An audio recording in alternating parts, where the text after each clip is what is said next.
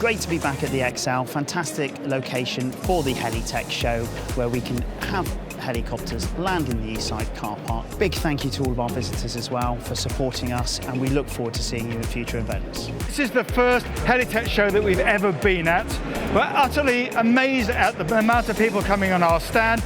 We're here today showing off gyroplanes as a sentinel, as an aircraft carrying equipment such as cameras. We've met lots of new customers that we think will develop into new relationships, and we've met some old customers that we haven't seen for quite some time, so it's been really good to catch up with everybody here at Helitech. You can't have a helicopter show without a helicopter.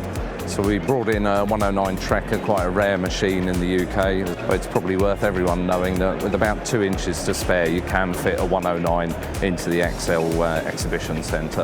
And the rotorcraft industry is now getting back to business as usual, and the CAA has a golden opportunity now to have those safety conversations around how the industry has adapted to life post-COVID. The real benefit for EMASAT this year in attending DroneX has been able to meet the right quality of people, being able to multitask by partnering up with our partners at Helitech, and at the same time being able to launch our new product, EMASAT Polaris, in an effective and efficient way. This is Solar X1, a solar drone which can fly for 12 hours and is totally CO2 free. It's very, very silent.